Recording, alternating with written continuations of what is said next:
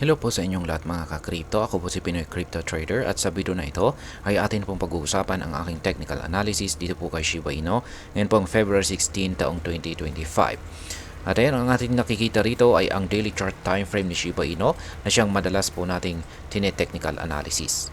At yung previous na technical analysis natin dito kay Shiba Inu ay nito pang nakalipas na February 13.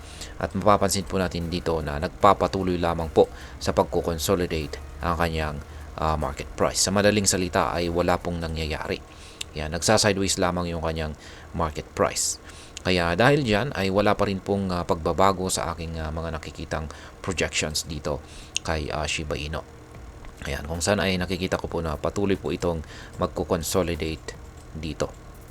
Ayan, nagko-consolidate na rin po siya rito sa loob ng isang malaking pattern na binubuo ng dalawang kulay puti na linya. Isa po itong descending wedge pattern, ayan, at isa po itong bullish pattern na kung pag magkaroon po ng breakout sa upper portion nito ay mataas po ang chances na makakaranas ito ng matinding price surge.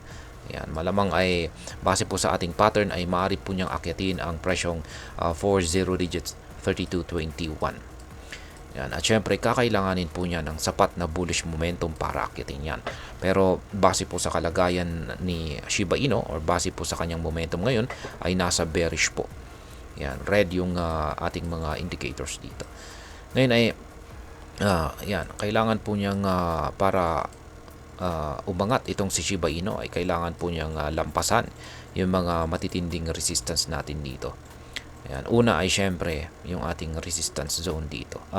Major resistance dito sa presyong 40 digits 1767 at syempre yung upper portion ng ating pattern dito. At kung nangyari yan ay mataas ang chances na aangat na or makakaranas ng matinding pag-angat sa presyo itong si Shiba Inu. Ngayon ay yan, nagsisilbi na po ito ngayong isang resistance kaya update po natin yan. At ngayon ay yung nagsisilbing support natin ngayon dito kay Shiba Inu ay ang minor support natin dito. Isang minor support.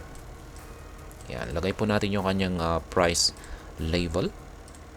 Ayan, ito po ay nasa presyong 40 digits 1568. Yan, ito po yung nagsisilbing harang ngayon sa pagbagsak ni Shiba Inu. Pero kapag nabasag ito ay ayan, tuloy po siya dito sa major support na 40 digits 1482 which is ang pinaka major support natin na siyang pumipigil sa pagbagsak nitong si Shiba Inu. Ayan, yan po yung aking update sa aking mga projections sa araw na ito dito kay Shiba Inu. Ayan, hintayin na lamang po natin kasi talagang ganyan po talaga kalagayan ni Shiba Inu ngayon. Nagko-consolidate lamang po siya. Kaya sa mga bago lamang po rito ay check na lamang po ninyo ang description ng video na ito para malaman kung anong platform at mga indicators ang ginagamit ko dito. At hanggang dito na lamang po tayo sa video na ito mga ka-crypto. Marami pong salamat sa panonood. Ingat po tayo lagi at God bless po sa ating lahat.